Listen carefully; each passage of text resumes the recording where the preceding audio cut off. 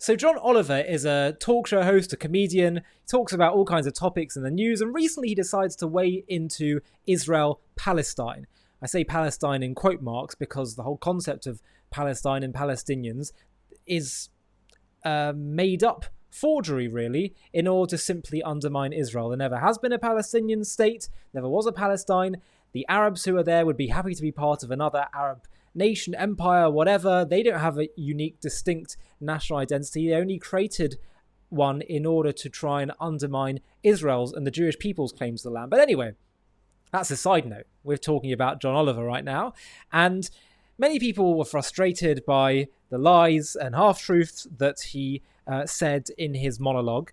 But Camera, which is a great organization that deals with media inaccuracy and bias towards Israel, went through his monologue and unpacked it. So I want to watch their unpacking of his words and we'll comment where necessary. So have a watch. Before we continue with this clip, just want to say that we tried uploading this video showing the various things that John Oliver said, but his show put a copyright mark on it and don't allow other people to republish it, even though what I would have thought would be fair use for news commentary and commenting on things that he said. So unfortunately, I've had to cut out all the things that he said and just show you Camera's response and my response. So that's all that you're going to see in this video, our response to the things he said. If you want to see the original content of what John said, we'll post the link to that in the video description and you can see his original monologue and then come back here to continue with our reaction. The HBO programme Last Week Tonight with John Oliver lauds itself as a meticulously researched look at current events.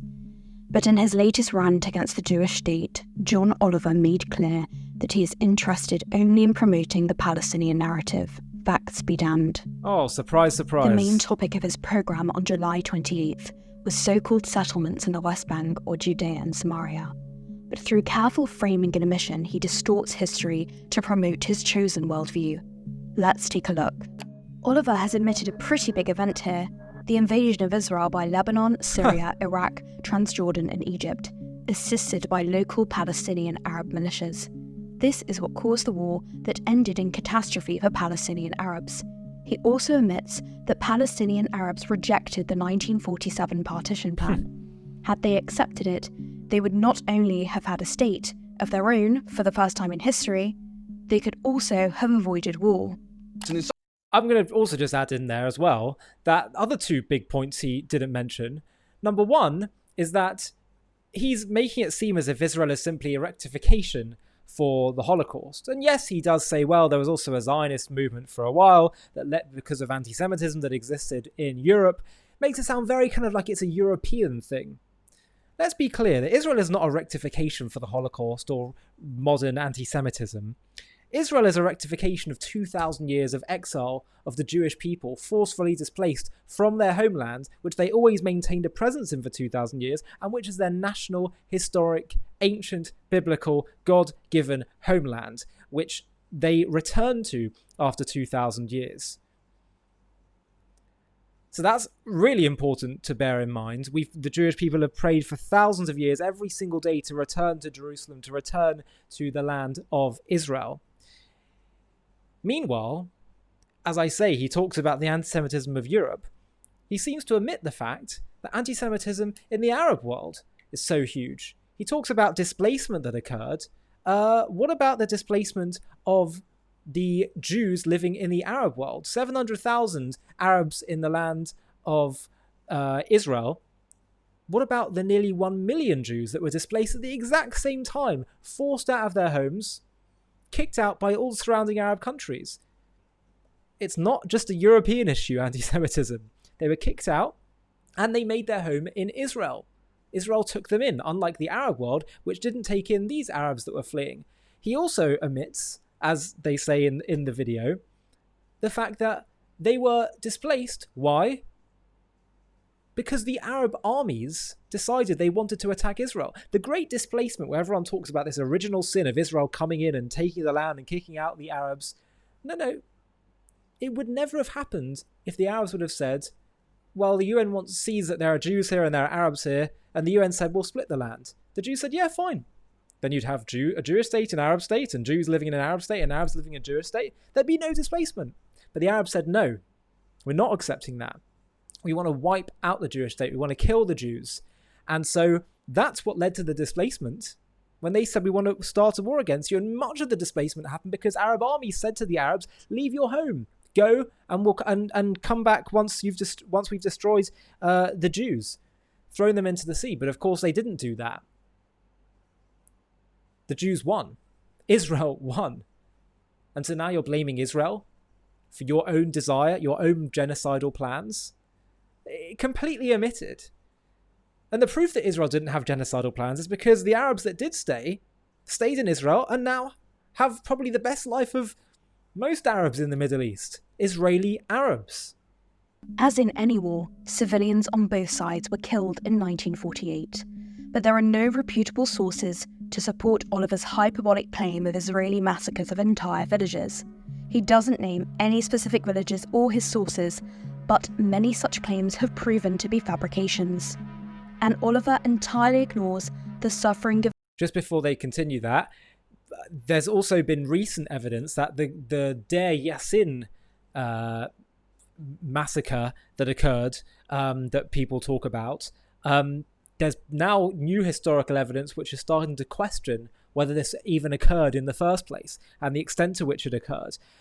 The point is this: when you're fighting a war for survival against an enemy that's trying to wipe you out, bad things happen in war where you have to make very split-second decisions. And it seems that great portions of the Arab community and surrounding Arab nations were whipped up against Israel, and you're having to make split-second decisions. None of this would have happened if they would have said, we simply will accept a Jewish state. And people would think, yeah, but it's the Arabs' land. Why? What sovereign Arab state existed there? Let's continue. Of Israelis in the war they were forced to fight for their very existence. A full 1% of the tiny young nation's Jewish population died in that war, and this only a few years after the Holocaust. Between 1948 and 1967, Jordan controlled the West Bank and Egypt controlled Gaza, and they weren't considered Palestinian territory. The area often called the West Bank was given that name during the Jordanian occupation, but has been known as Judea and Samaria since ancient times. Before 1948, Jews lived in parts of eastern Jerusalem, Judea and Samaria, but when Jordan occupied these areas, Jewish residents fled or were expelled. In the aftermath of the 1948 war, the surrounding Arab countries ethnically cleansed their own Jewish populations. Many of those Jews found refuge in Israel, but rather than maintaining perpetual refugee status, they were absorbed and integrated into the country. And isn't it interesting as well that there was no great call for a Palestinian state when Jordan controlled Judea and Samaria or when Egypt controlled Gaza? It was only after they tried again to kill the Jewish state and kill the Jews in 1967 when they started to think, okay, we've got to change our strategy now. Truth is, actually, it started to happen a little bit before that. And they thought, okay, let's now create a Palestinian identity, an Arab identity. And maybe just say we just want the West Bank and Gaza and that's it. But it's all part of just a cynical ploy. Part of their plan just to get rid of the Jews. As far as they're concerned, these are the words of Arab Palestinian quote-unquote leaders of prior times and today. Their issue is not with having their own national self-determination. It's with getting rid of Jewish sovereignty in the land. Really, John? The war just came? Wars don't happen spontaneously. In May of 1967, Egypt demanded the withdrawal of UN peacekeeping troops and blocked the Strait of Tehran to Israeli shipping, an act of war under international law.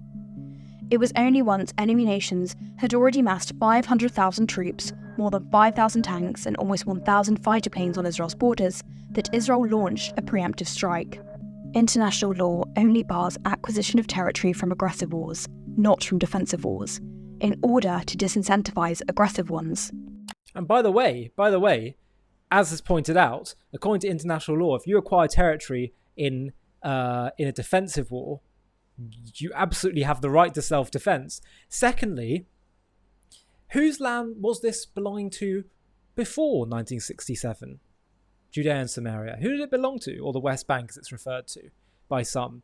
By the way, the West Bank was a term really created to sever the Jewish connection, because you're saying it's west of the bank of the Jordan Bank, suggesting somehow it's all just associated with Jordan.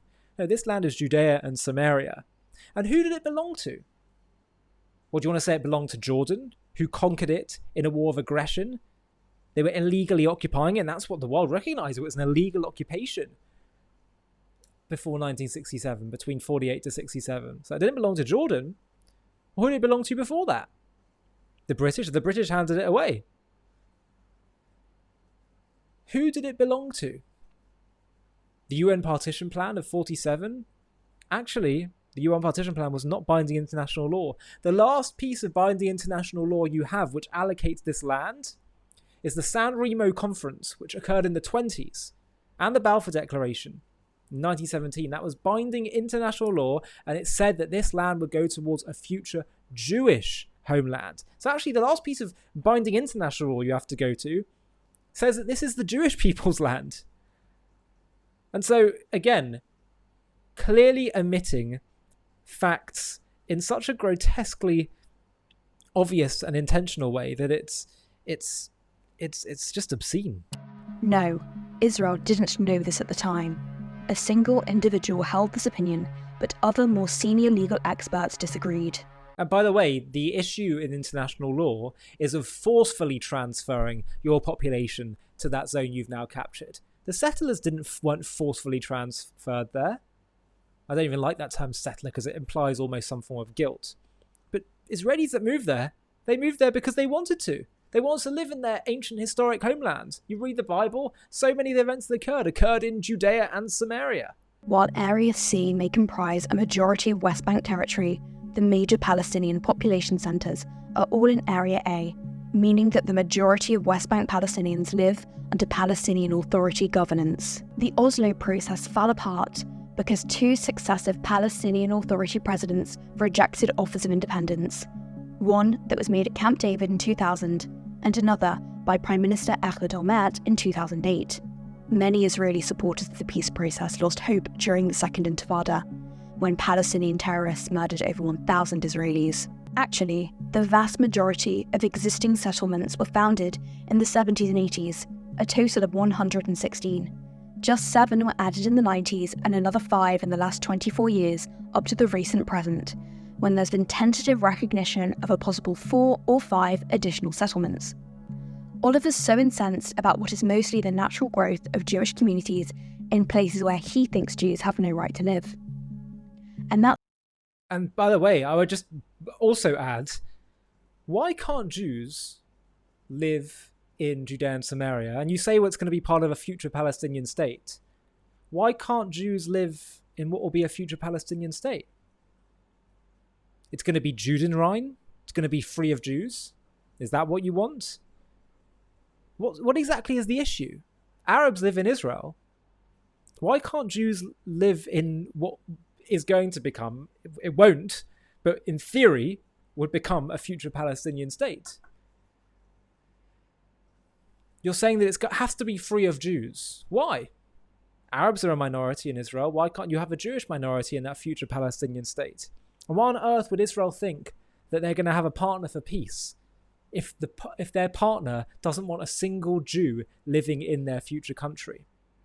It is so clear, so obvious to anyone that studies history and doesn't listen to history through the rose-tinted glasses of John Oliver. It is very clear that what's really going on here is there's no two competing causes of nationalism. There's one genuine, authentic claim, and there's another side that simply wants the Jewish state gone and doesn't care about national statehood. Let's finish the video and then I'll give my final comments. That's only the beginning of a 29-minute segment, but it only gets worse from there. So much for meticulous research. Oliver's cherry-picked facts, and in some cases outright falsehoods, are meant to lead his viewers to a conclusion of Israeli malevolence. Is it through Oliver's own ignorance or malice? That only he knows. Well, I don't know, and I'd welcome your thoughts on what's really going on here. Maybe someone wrote the script for him, who knows? But the key point is this. Whether you want to indulge in fantasy narratives or not, the actual truth of the matter is, when you look at the history, is that Israel has tried time and time and time again in order to try to extend their hand in peace, find a path forward. She's always accepted partition plans and all of that, and they've always said no. And so a different strategy has to be tried. The definition of insanity is trying the same thing over and over and over again and expecting a different outcome. If it was never about genuine nationalism on the Palestinian side, on the Arab side really, then Israel has to say very clearly that we're actually just going to do what international law says, what history says, what our own ancient struggle and national identity says, and what our God says, which is that from the river to the sea, this is the Jewish people's land. And we're very happy to have non-Jews, including Arabs, living in our country. They've got to be peaceful. They've got to abide by the law. They've got to cooperate. And they've got to accept the Jewish people's right to be in this land. We have an inferiority complex, mainly fueled by lies like the ones that Oliver espouses. It's really terrible that we have become so questioning of our own right to be in our homeland, that people make us question us, that attempt to make us feel guilty somehow. I was doing a fascinating interview with Rabbi Manis Friedman the other week, and we were talking about a quote in the Zohar, which is a Kabbalistic text, which talks about the end times, and it says that it will be a particularly oppressive time for the Jewish people. And why will that be? I said, what's so oppressive about it? And he said, psychologically. This time it's going to make us question ourselves. See, in prior times in Jewish history, we would be in incredible amounts of pain and persecution and suffering, but we never questioned who we were. We knew who we were. We knew where our land was. We knew what we were about. This time in history, we're actually starting to wonder, are we actually guilty? They've had such success.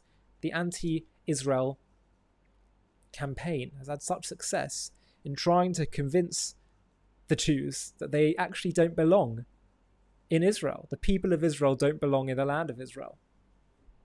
And as for all the particular questions of how do you deal with the demographic issues, the security issues, all of that, they need to be figured out, and Israel should do whatever she needs to do in order to have security and maintain her Jewishness.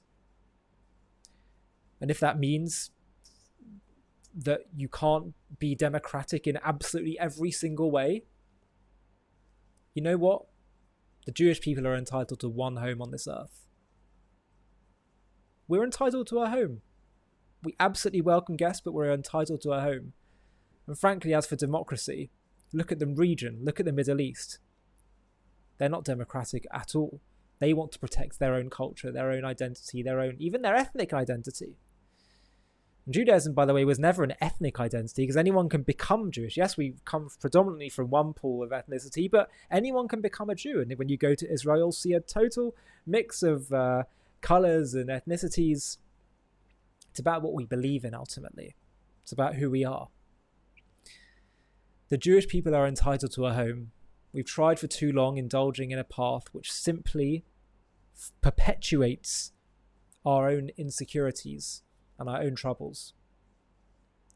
Because the Palestinian concept has never been about having their own state and living alongside the Jews, and therefore the more we indulge in the two-state notion, the more we perpetuate the problem, the more we feed the beast. So let's not indulge the half-truths of people like John Oliver. Let's be clear about their falsehoods, and also be clear that no matter how much we are intimidated or face attempted intimidation, we will not be intimidated. We will do whatever it is that we need to do to protect and strengthen our people, and no longer indulge in the lies and the false narratives that are simply created in order to undermine us. No more. Hi, thank you so much for watching. To watch another one, click here. To stay up to date with all our content, click here to subscribe. And if you're able to, you can help support JTV to grow and grow by clicking join below this video, where you can become a member and get perks including early access to videos and private live discussions with me. But most of all, you'll be partnering with us on our mission to change the world.